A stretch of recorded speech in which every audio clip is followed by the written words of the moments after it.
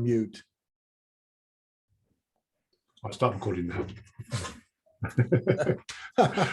All right, thanks, Steve, for getting us started. Welcome, everyone, to the Cardano Governance Literature Review team. This is our second meeting. And as a sort of launching point for this, we're working on literature reviews, and we're working on getting notes on those literature reviews into the Zotero platform.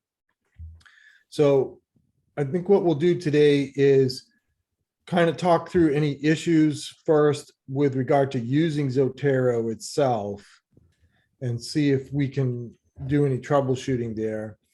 And then we'll go through the papers that people identified as something they want to focus on and provide a review on. And so each of us can give a little summary of what we reviewed. And then we'll talk about next steps. And in particular, I think as an outcome of this first phase, I'm planning to just kind of gather the notes that we collect on a group of papers into a document, and then provide that document as a reference for people in the community. And that paper will just be notes. It's not going to be any kind of writing on our part yet. But if we do get funded for the next phase of this under Fund 8, then the work we've done now will be a starting point for writing a white paper together. So let me start then. I had begun to answer some questions with Steve and Amar.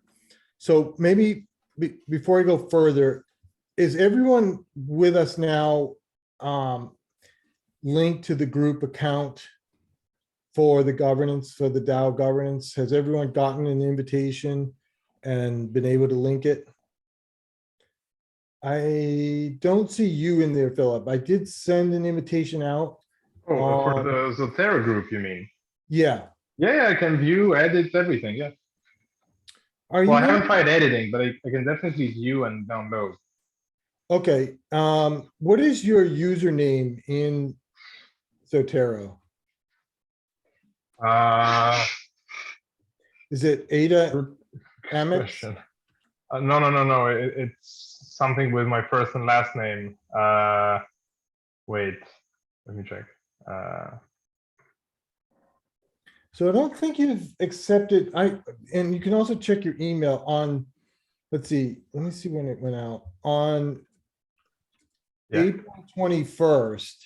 I sent an email to invite you to a group. April 21st. Okay, let me. So why don't you see if you could find that? Yeah, I have it. Just okay. Give me a second to. Yeah, that way you'll see the group that we set up. But I can see it already. I can definitely see it already. That's. Oh, you are in the group then? Yeah, you might be seeing it because you just have a link to it. But maybe that's why. Okay. Yeah, you might have to. The accept button is a bit obscure. I found it was easy to miss. It was a red button. So if you see, you should. That might be true and maybe that's also. Yeah, because there's a difference between being able to view the group and be able to participate in the group, I think. That's right. So you need to explicitly click an accept button to join the group. Okay, let me just do that. Okay. All right. And then, Amar, why don't you describe again the issue you're having and see if we can get it resolved?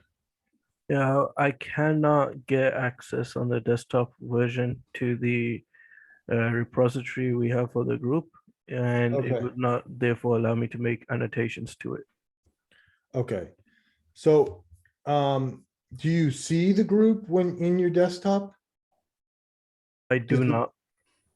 Okay, so then if there's a sync button on the right, if you press that sync button, it doesn't add your group. Now, you know what's interesting is that there must be a login in order for the Zotero desktop to know who you are. So I don't, let's see, if I go into preferences.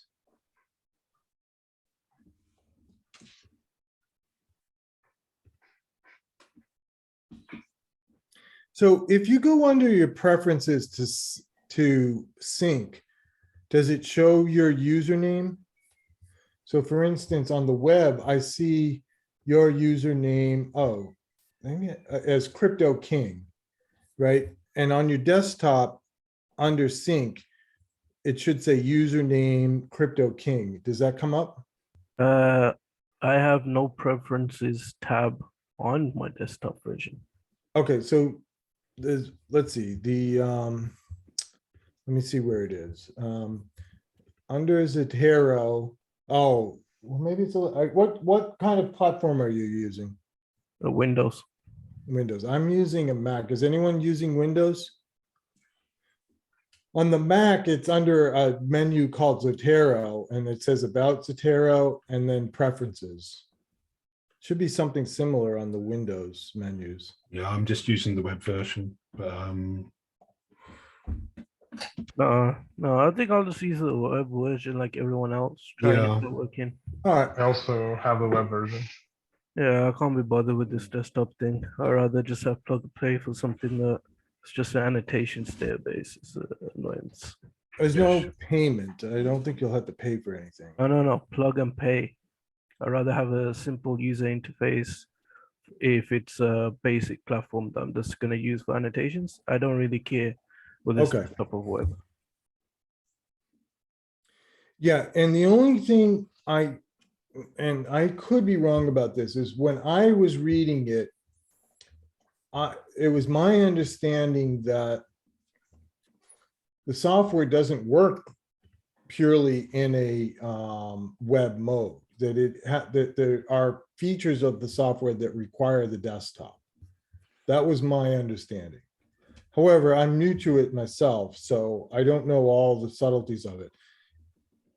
Okay. And So in particular, what I would ask those that don't have a test desktop version to do, you might even want to try it right now, is make sure that you can add a new reference to this group. Because it was my understanding that the way the software works is that it first adds new references to your desktop. And then when you sync it, it goes up to the web. So you might want to, just while we're talking, check that you can add a new reference. Meaning try and add a paper that you're interested in. Exactly. Yeah. Okay. I will Yeah. try that. Yeah. I'll try to test. Have there been any other issues with using the software that people have noticed? Error file was not uploaded as it would exceed quota. Upgrade storage. Storage limit 300 megabytes.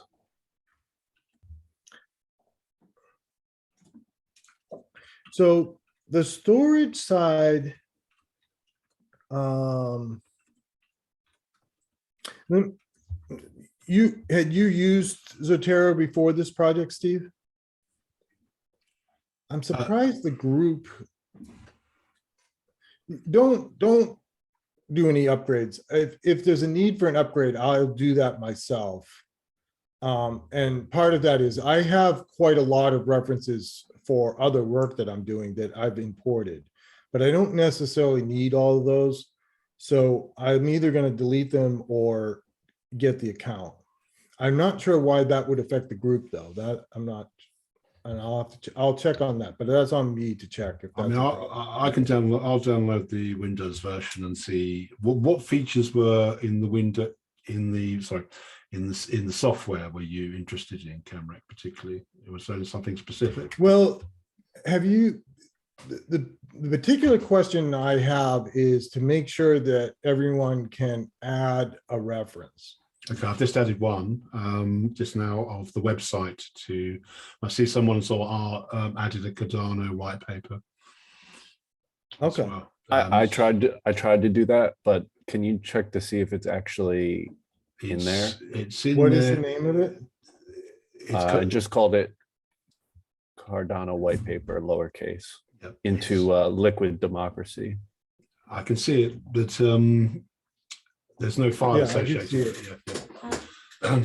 Now, okay, so is that, I just added a link to our website, essentially. So right, that. So I didn't add any files because of the file size error. yeah.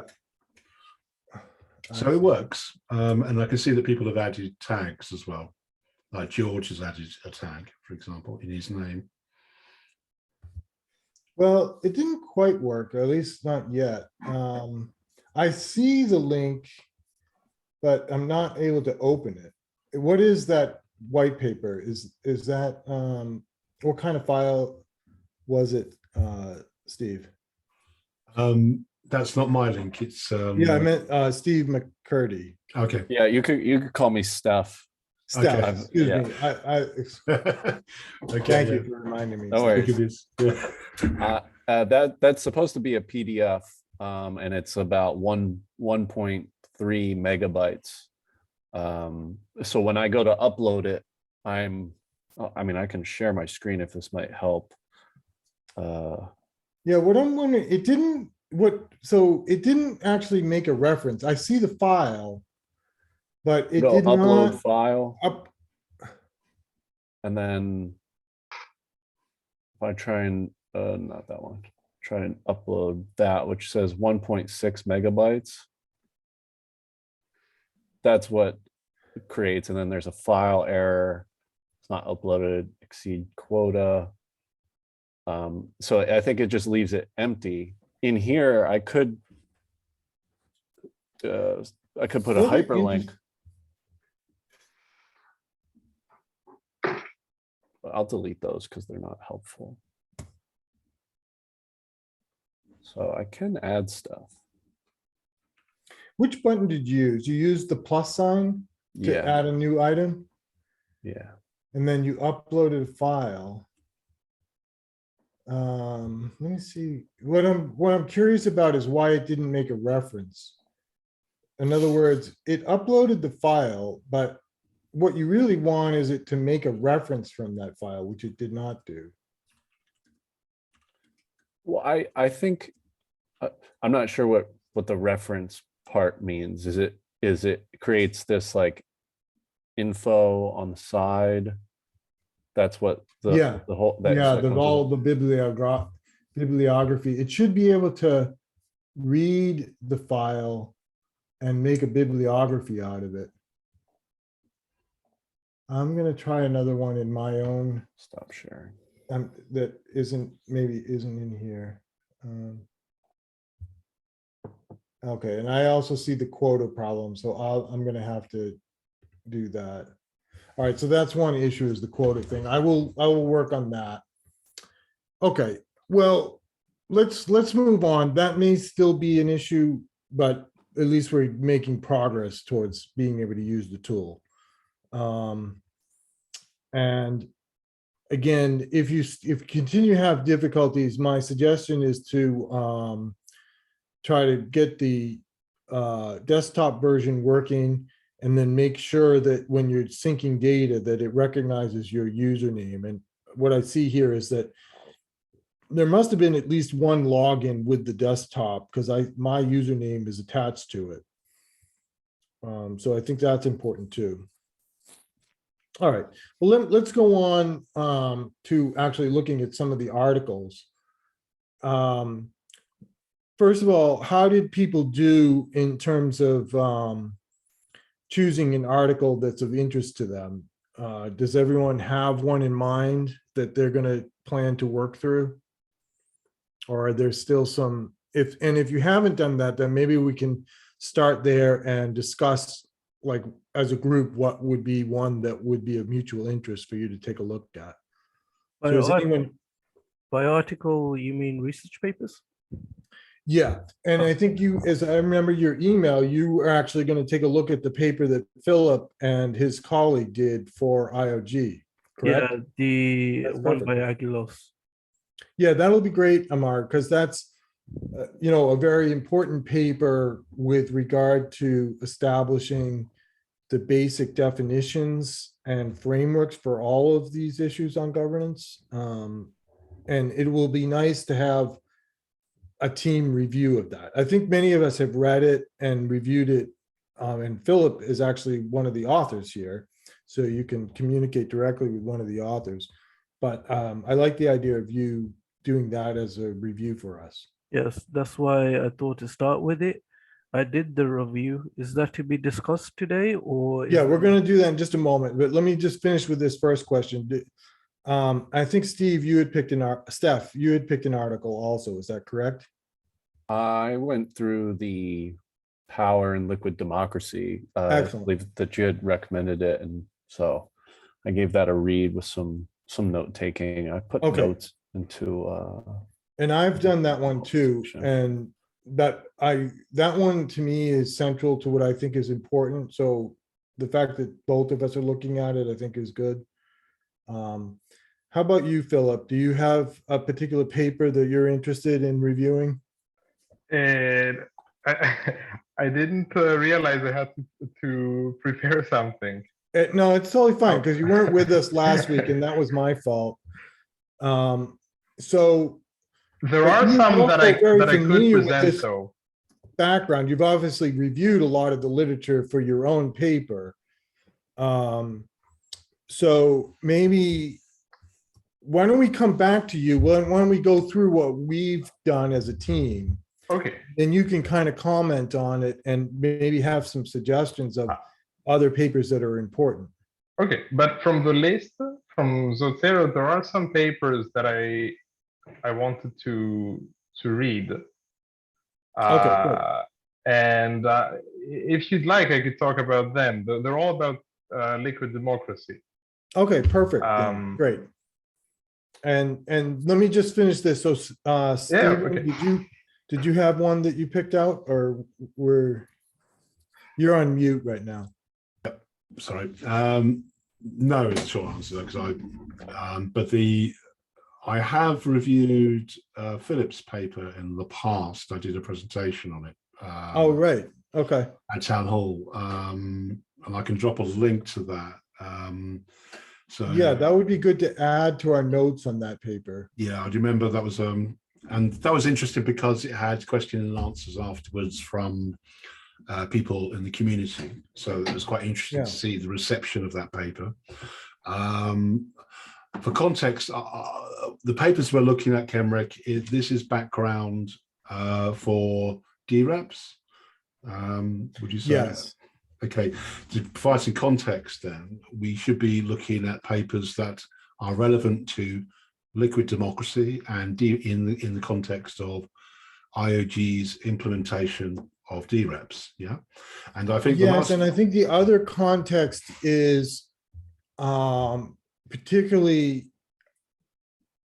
methodologies for measuring power in these kinds of voting systems. Yeah, Jack, for background for Philip's benefit as well, the first meeting we kind of concluded that it would be useful to, yes, as you say, Kenric, focus on measurement of what would success look like, I suppose, for a dRep implementation.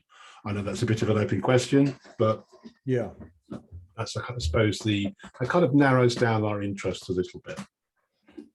Yeah, and the other context was, I'm not necessarily looking for this white paper or this literature review to provide answers. Rather, I'm looking to help provide some guidance to the community about what the important questions are on these issues. And then from defining good questions, I'm hoping to kind of motivate research and development within the community to try to tackle some of these questions. And then my intent in doing that is to recognize that, you know, for instance, the kind of work that Philip did in his research paper is a pretty extended full-time effort. And right now, that's not within scope of what we're planning for the project. And also, maybe the other contextual point is that this is part of an effort by Steve's project on governance oversight to do surveys within the community. And my thought that I reviewed with Steve was, how about we do a survey of the literature as a way to kind of inform more in-depth conversation with the community and with IOG with regard to the designs and expectations we should have about the outcomes of the dRep's process. So I'll give a little bit of background for that. For Community Governance Oversight is a proposal that was funded by Project Catalyst to oversee, it was jointly prepared with IOG, DAO and Harris to oversee governance processes. Just to provide oversight, it's the working party. It was funded in Fund 7. It may be funded in Fund 8. Part of that is to oversee dReps, catalyst circle, problem sensing, and challenge setting. So that's the background for that. Yeah. Okay, so now why don't we start with the paper that Steph and I took a look at, and I'll actually share my screen. Let me bring up.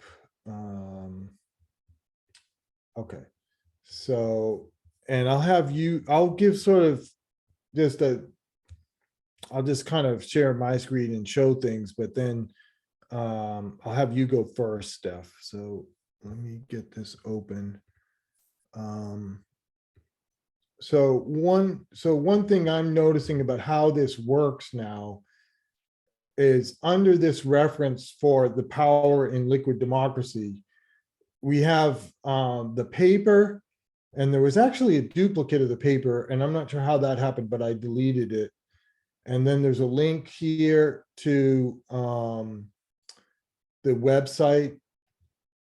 And now each of our notes actually becomes a sort of a file within this larger reference.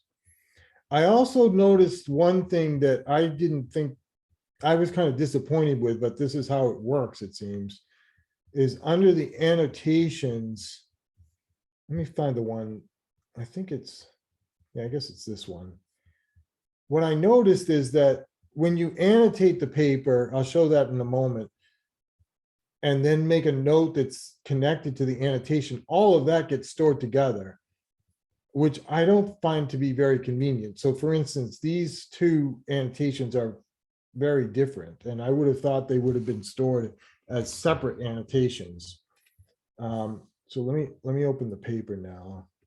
So if I open this up, you'll see what I mean. Like there's a note here that's part of a larger annotation.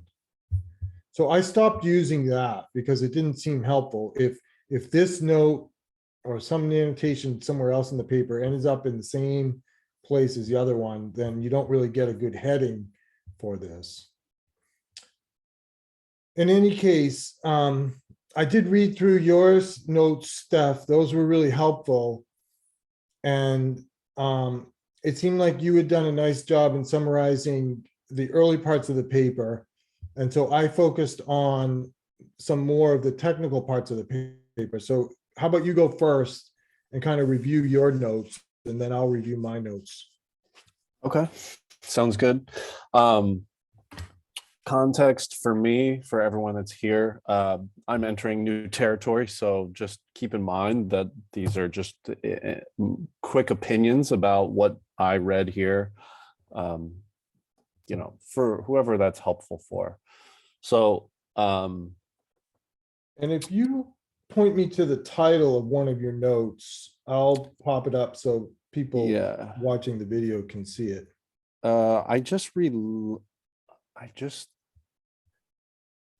I'm not sure I was able to give it a title, but whatever your first line is shows up. Yeah, so for instance, I also see it sort of works from bottom up, I think. So I put in I just changed it to the very first line. It just says my name, Steph Macurdy. So which, There okay, it yeah, is, okay, so let's open that, let me open that one up, and I have a suggestion here on names. So the paper develops the theory of power and double proxy. Great, this will be a good one to review.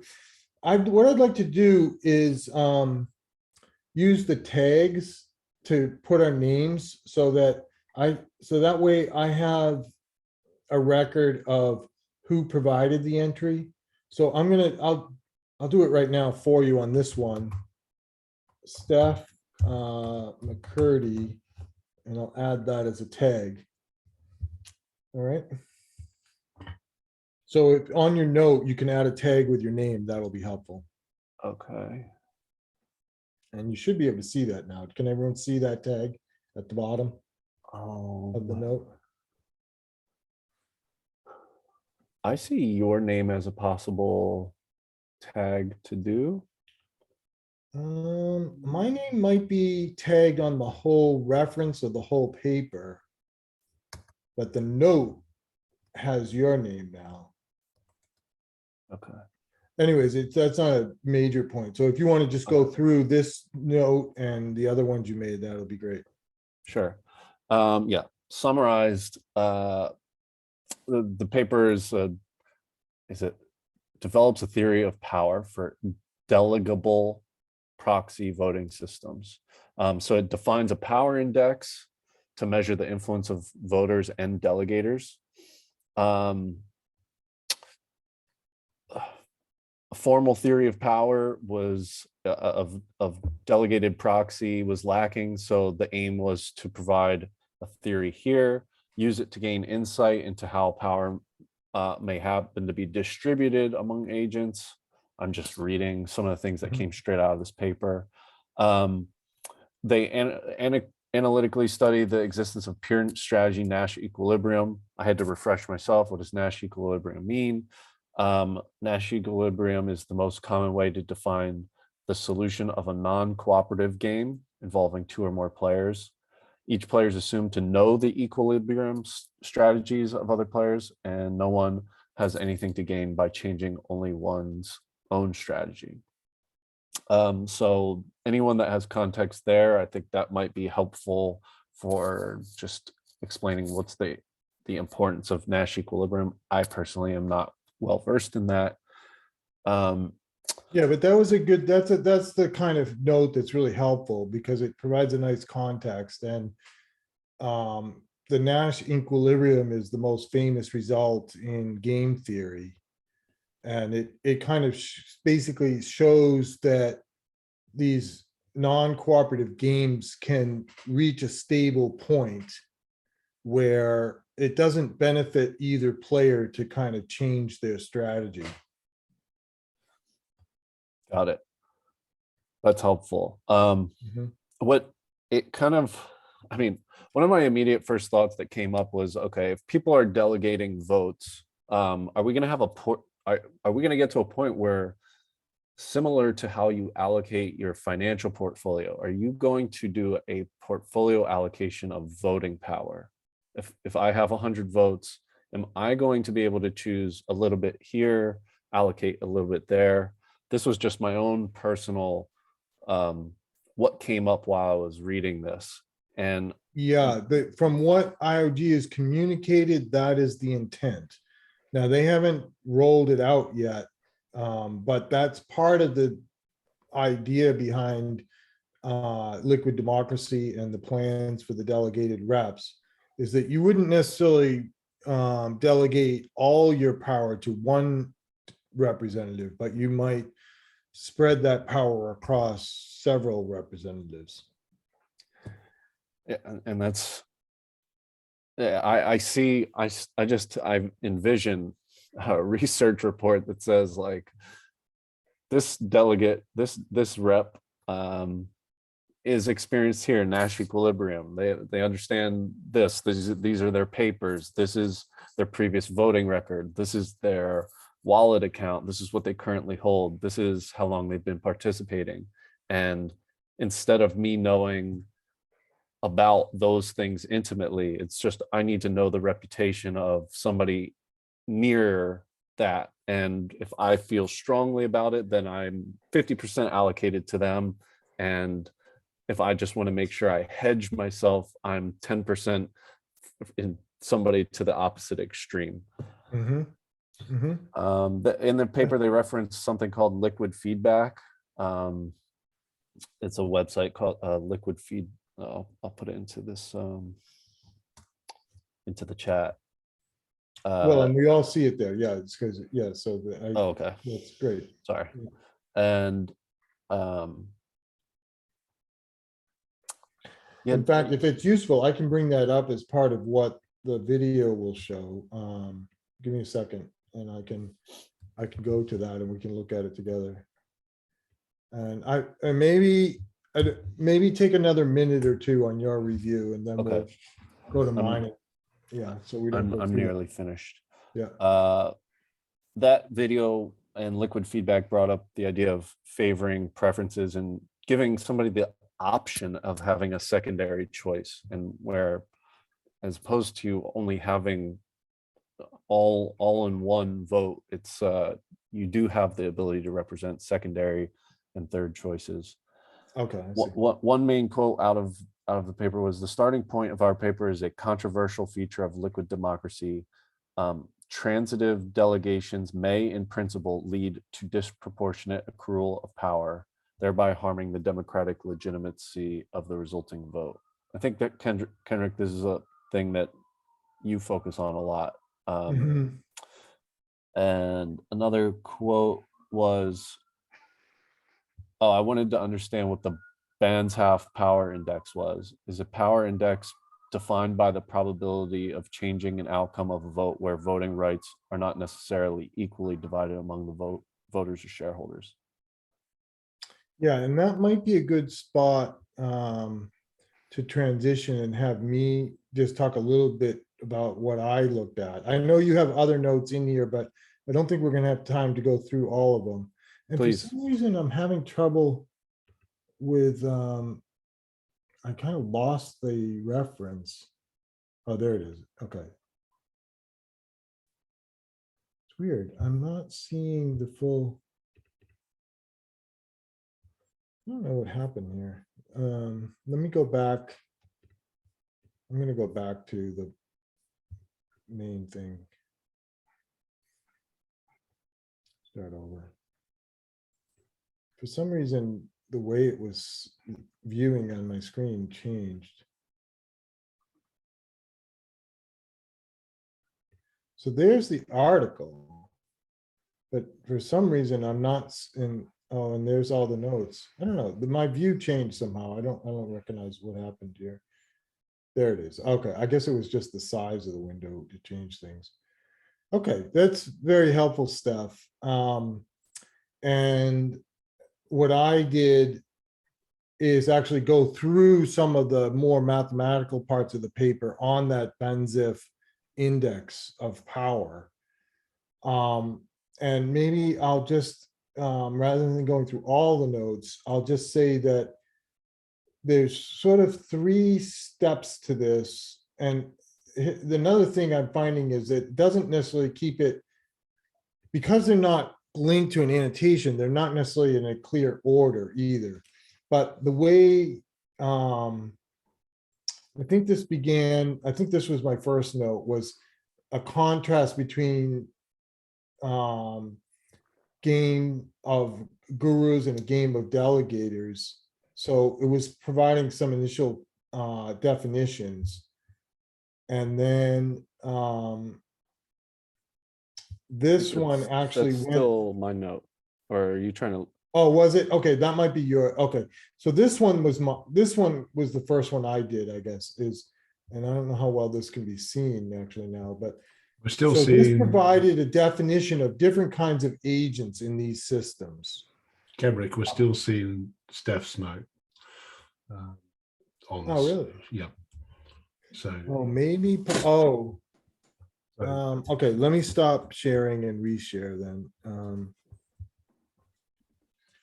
It seems rather confusing because you're talking to Steph. You're still I talking think to maybe Steph. that's what happened. Maybe I had 2 windows open. I think I see what happened now is I had two windows open and didn't realize it. Okay, so can you see my note now on definitions of Yeah, we the can see it now. delegated Yeah. unsigned?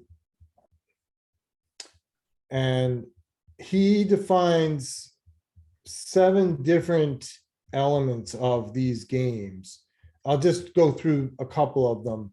So like what's sort of interesting here in terms of defining terms is he defines, for instance, a dummy agent, which is an individual in the system who has no influence on the outcomes of decisions. So whatever coalition they join in making a choice, it doesn't change the outcome of that coalition, of the coalition's vote. And then on the other extreme is a dictator who, whichever coalition he decides to join, becomes the winning coalition. And then there's other things in here, including the ability to kind of compose both games and the effect of agents. So like a block formation is when 2 or more agents combine to form one block vote. And then composition has to do with rules around how, if you find sort of 2 separate games, how do those games end up being combined? Now, those definitions then are used to form a set of axioms. And again, there's sort of a connection with this. So the first axiom is defining the fact that you have no power, which would be the dummy agent. And then the second axiom is defining the maximum power. And it's a scale between 0 and 1. And then again, there's some rules around how power is combined in the system with regard to blocks and a sum principle. I won't go into the details of that now, but it leads to then a characterization of these games and this definition of voting power, where he has 2 lemmas. One lemma is that this delegated, and I'm going to have to learn exactly how to say this word. Maybe I should bring the paper. Maybe I should open the paper if I can.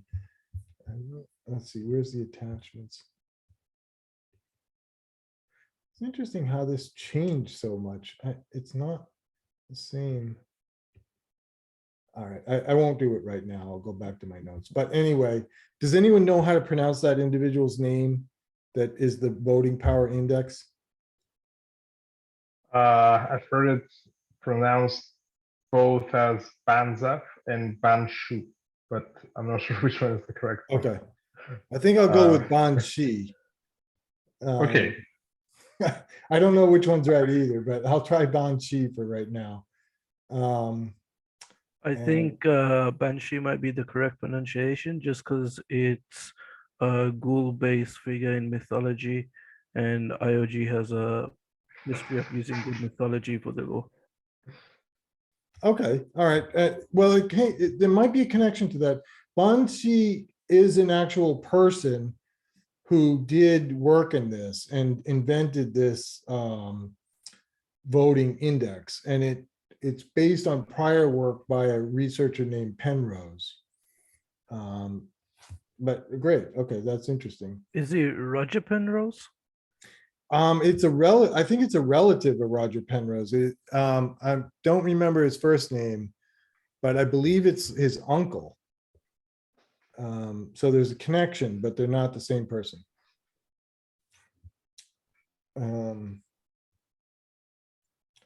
Okay. All right, so then we had the axioms, and then that leads to this characterization. And he then concludes with this theorem that the power index for liquid democracy satisfies all 5 axioms if and only if it is this delegated Banshee index. So part of the main result of the paper is a proof that this particular way of measuring power in a delegated liquid democracy system is the only power index that satisfies these 5 axioms. And this is not an uncommon way in which axioms aren't necessarily, axioms are things that you define about the system or characteristics that you want about the system. Now, people can argue over what the axioms should be. So another investigator might question a particular axiom and define it a little bit different way, and they would get a different power index. But if you accept these axioms about 0 representing no power, 1 representing maximum power, and then how power is combined in the system, then that leads to this particular power index. And it is widely accepted. And maybe with that comment, we can transition to talking about Philip Lazos's paper. However, why don't we begin with Amar and your own review of it thus far? Now, you haven't, if I'm right, you haven't had a chance yet to put it into the Zotero system. Is that correct? Before you go on, Kevin, can I just say for the sake of the recording that the power index that we're referring to is the probability of changing the outcome of a vote, where voting rights are not necessarily equally divided amongst the voters and the shareholders. So Thank you, Steve. Just carry Yeah, on. I did kind of glance over that part, and Yeah. that's central to this, right? It's in the notes in terms of the definitions, but thank you for emphasizing that. I'd be curious, just how would you think about presenting that to the larger Catalyst Cardano community as like functional input, or like something really like what's the main takeaway here? Because at the end, like kind of the purpose is to inform the community and be able to get it, maybe a survey results, or how would you think about that? Yeah, okay, so that's a good question, and I plan to go over that, so let me just do it now, and then we'll continue with the next paper.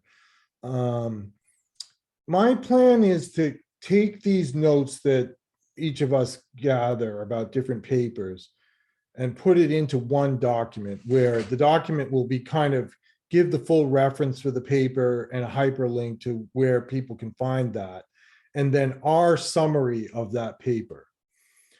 And that then can be the beginning of a resource for the community to help educate the community about what scientists in the field of political systems and political economic systems have been communicating about these types of structures. Okay, makes sense. Yeah. Thank you. And then from there, that will also inform our work towards thinking about what the proper focus of a good white paper could be that we'll write as a team. I haven't read the paper, but in summary, does this just apply the Banzhaf index to liquid democracy? Is that all the paper does, or does it add something new to the table? Well, the way I would answer it, and Steph can amplify this, is it seems to do two things. The Banzhaf index was originally defined just in terms of a regular voting system with weights on each vote. And now it generalizes that for this delegated system. And then what I haven't reviewed yet, and either Steph or I can do that next step, is that the end of the paper has experimental results in terms of simulations of the kinds of dynamics that happen in these liquid democracy systems. Yeah.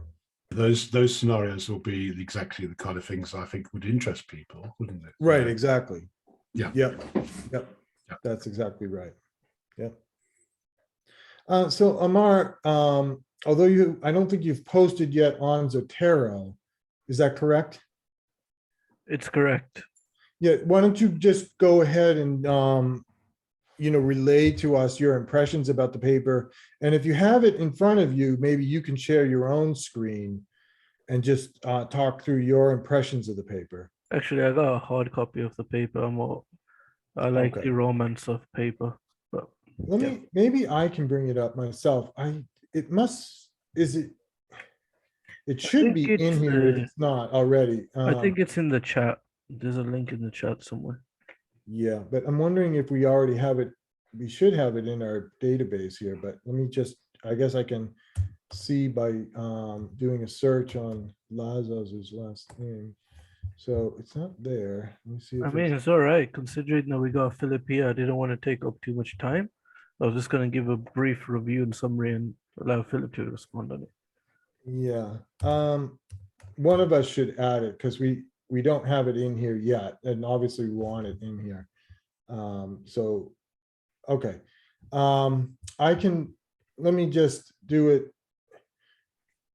I can do a Google Scholar. Yeah, let me just share my screen. I'll get it up real quick. Share. Go back here to the Zoom I may. chat. Getting, Go all back right, up, all right, good. and it should be. There we go. Perfect. We Excellent. get Perfect. that done. Open up the PDF. Ready to go. Okay. Excellent.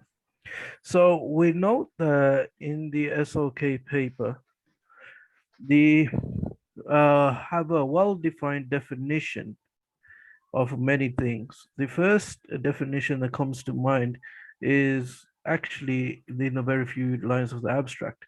A promise of decentralization more often than not stumbles on a roadblock where key decisions about modifying the software code base need to be made in setting where code is law. Modifying the code base can be controversial process, frustrating to system stakeholders, and most crucially, highly disruptive for the underlying systems. This layer goes on to define this to be a process of forking in the worst case. Thus, I present the initial definition for the worst case breakdown, a complete fork of the chain. Moving on, blockchain governance, namely the set of processes the blockchain protocols utilize in order to perform decision-making and convergence to a widely accepted direction for the system to evolve, allows us to determine the scope of participation in the governance protocol as well as a tool set that will be required to do so. Combined with the prior definition, we can now construct a minimum definitional system in order to prevent or minimize the possibility of hard forks through decentralized decision-making, in which case dRep, CA's entire catalyst process and so on could be modeled within that framework.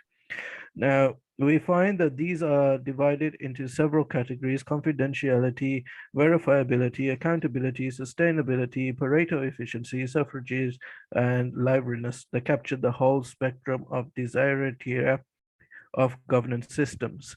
Now, this seems to me an exhaustive list of criteria, and I would like to question Philip later on how this is known to be exhaustive as opposed to a minimum set or sufficient set.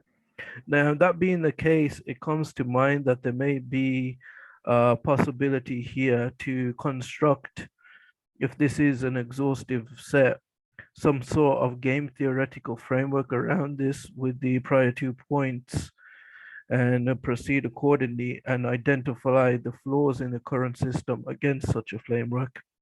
While all identified parties are satisfied, even partially by at least one system, we observe that there exists no system for satisfying most properties. That is quite interesting because it then refers to indirectly, if this is the exhaustive criteria, then it will be the final objective of catalyst to satisfy all properties if they are not mutually exclusive in any such way, which upon reading the definitions, I do not believe that they are. Now, that then allows us to construct a system of what we're attempting to achieve, how we're attempting to achieve it, related to current infrastructure, question infrastructure against it, and make sophisticated design decisions to converge the two systems, namely by altering catalyst. Thus, we have a nice framework for doing things. Now, when we read the related work or literature review section of the paper, we note that the authors, Philip and Aguilos, denote that there are two other papers that have come up with key dimensions of blockchain governance to define IT definitions and such on. I think we should review these in addition to the work here to further expand our definitions of how we will construct a system or framework for our work going forward. Now, they say we want to stress that satisfying all properties would not make a blockchain governance system perfect. I would like to question what the definition of a perfect blockchain governance system is, and what will be the deficiencies between satisfying all of these and approaching there to further outline the capabilities that we desire. Now, Amar, that's actually a good question. And we're starting to get close to 2 o'clock. So I don't want to go too far over our time that we had planned. So that's a great summary of the abstract. And then you've got a nice question that maybe can lead into letting Philip respond a little bit about how they went about putting this paper together and what they saw as the principal outcomes of the research. Thanks, Amar, very much. Why don't you repeat your last question, Amar, for Philip? No, I remember. It's about the perfect governance system. So the reason, even if something would satisfy all the properties, it wouldn't be perfect, is that each property is very, very high level. You can't put a specific point where you say, I've satisfied this property perfectly. And some of them cannot really be satisfied in combination. For instance, like a simple trade-off would be the higher the privacy guarantees of a voting system, the less verifiable it is by the voters or by other observers. It's just the way it is. It can't be completely end-to-end verifiable and completely offer perfect secrecy to the voters. Yeah. Other things are liveness, as in how quickly a decision can be implemented, with some other issues, perhaps one we call suffrage or Pareto efficiency. For instance, this was observed with Beanstalk recently. They had a clause that if a proposal gains more than 2/3 of the vote, it's implemented immediately. Now, to avoid this, other governance token-based solutions such as Compound or Uniswap have a built-in 2-day time lock. No matter the percentage of the winner of a vote gets, even if it has 100%, it still has to wait 2 days. And in these 2 days, anybody can close their positions and withdraw their assets from the system just for this reason. So it wouldn't be possible to satisfy all properties at once. And many of the properties satisfying it, there's many ways to do them. And some might have trade-offs that are not necessarily captured as a governance property. It might be more complicated or slow or take up more space. There really isn't any one solution to a perfect system. It's just, these are some aspects, and to touch upon whether this is an exhaustive list. So this is actually a problem. It's very hard to come up with a rigorous argument explaining what an exhaustive list would be. Would another property be useful? Maybe one of them is perhaps redundant. probably they're not redundant. This is easier to explain, but whether there is another set altogether that is smaller and better, this is very difficult, and probably it's impossible to answer. What we can say so far, although this is kind of a cop-out answer, is that the 2 or 3 other kind of literature review papers that had been written before our work had identified certain keywords that appeared in all sorts of blockchain related papers of any quality. So this was really kind of a statistical bibliographic work. And terms such as the ones we put in the properties, most of them are from there. I think 4 or 5 were identified in the sort of bulk statistical literature review. And there were a couple that were not identified, but we thought they are absolutely necessary because they're really, they have a giant blind spot.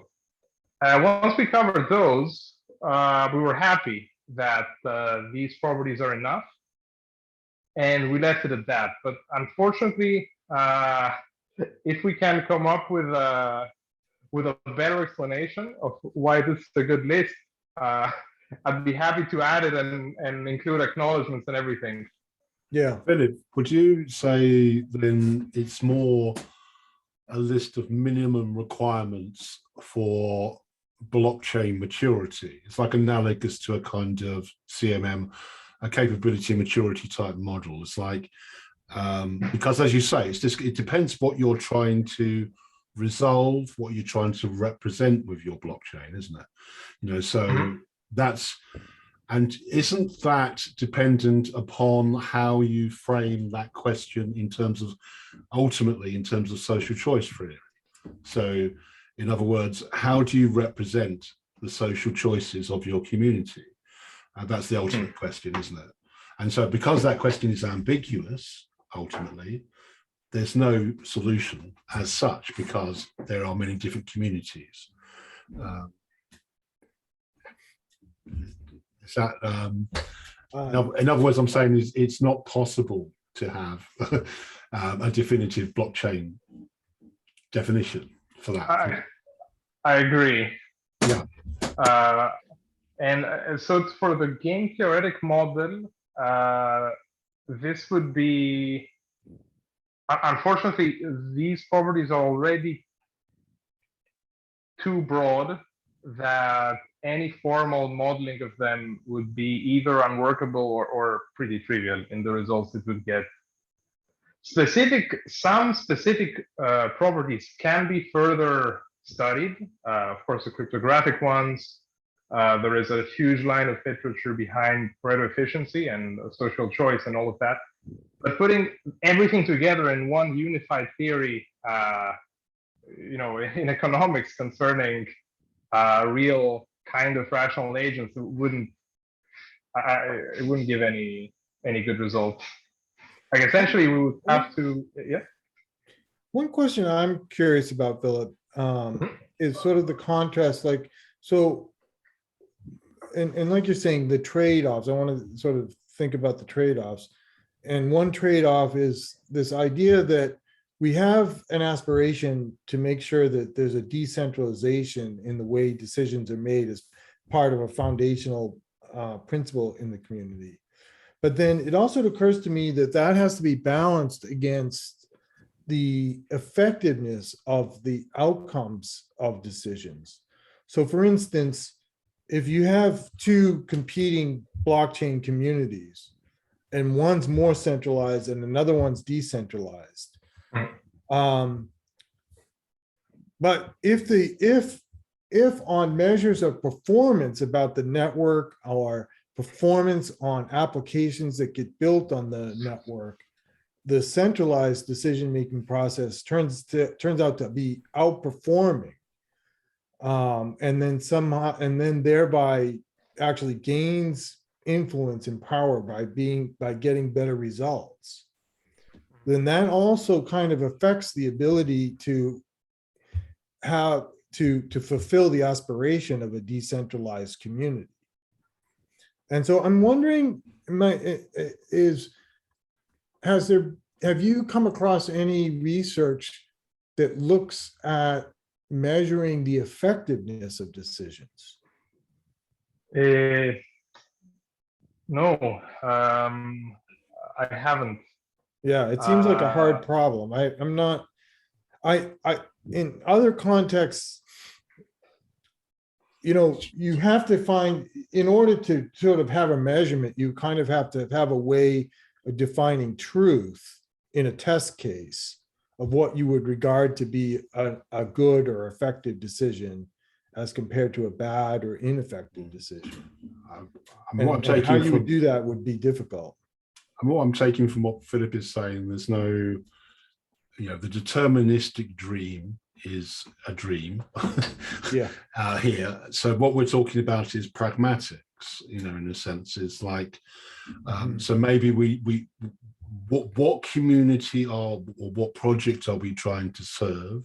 In this context, it's Cardano. It could be another blockchain. It could be another community. It could be another context. So maybe it's about context, and it's pragmatic context. So what are we trying to achieve in this particular context? How decentralized can we be? That's maybe, I think the measure, what really interests me, I'm not sure what Philip says about, is measures of decentralization. That's another hot topic. Yeah.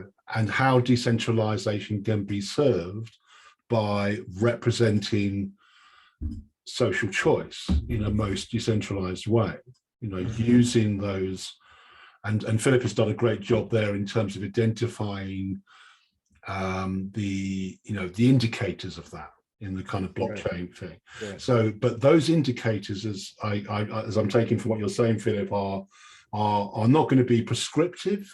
They're not going to be consistent, because it's going to depend upon the context you find yourself in, the solution you're looking for as well.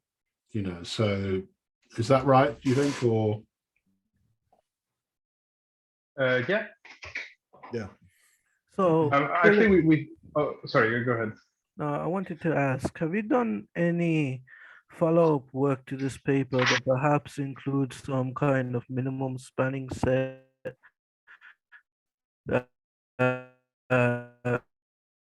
and converting more structure? I'm not sure what you mean by minimum spanning set, but there's no follow-up to the paper.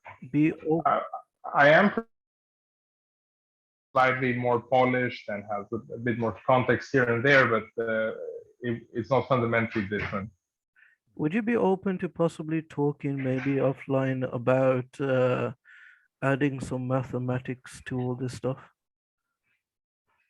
Yes, I'm a bit, as I said before, I'm a bit skeptical if they would bring any value.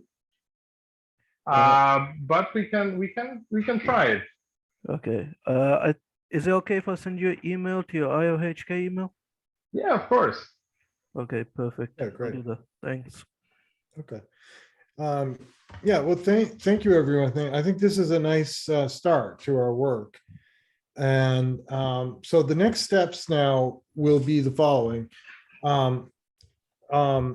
If each of us can kind of finish up our review. So that for Amar, that'll be, working on the SOK paper. And it's okay. I think it's even better at this point to kind of just keep it high level. There's a lot of material in a 20-page paper. So, and we're just trying to summarize it right now. So on that note, I did complete the entire paper. It took me less than a day, but okay, excellent. Okay. All right. So why don't you then get your notes into the Zotero system, and then for Philip and Stephen, if you can each identify a paper that you want to take a closer look at that builds on this theme of measuring the properties and outcomes of Kenric, just to liquid democracy, that will be helpful. Just to kind of, because Philip promised us that he would identify a couple of papers. Yeah. Okay. But or is it? Or maybe we don't have sufficient time in this meeting. No, that's fine. But that's maybe a you good- could just tag them, Philip. Can I tag them on the Zotero or on the call? I'll just say what they are now. Yeah, sure. Yeah, go ahead. So it's from the Liquid Democracy folder. I'd be happy to present the pairwise liquid democracy or the unrational delegations to liquid democracy or liquid democracy potential problems and perspectives. Any of those, anything relating to liquid democracy, I'd be interested to read and talk about. Okay. Okay, very good. And From the authors, you have one, Steve, in mind that you want to take a look at, or are you looking for a recommendation? I'm looking And for also, Steve, you're doing a lot too, so I'm not necessarily, if you don't feel like you have the scope to actually do one of the reviews, that's totally fine. No, it's more about focus. I mean, I'll probably pick up on what Philip just says, but I'm also very much interested in any paper that, as you just said, is relevant to measuring implementation somehow. And I think the other paper where we have the power index, that power index, I'm not sure how useful that could be. I know useful in this context is could be a bit tricky to define, but some way, or I suppose what I'm looking for is there some way we can measure success of implementation? Yeah, I know that's a difficult question, and it's worth, if you can do a search for that, I think that's a really worthwhile question. So that would be a great addition to what we've already collected here, if you have the time to do a search on that question. I'll look into those papers Measuring on liquid it, democracy the way and see where we can go. Yeah, why don't you take a look and see? Yeah.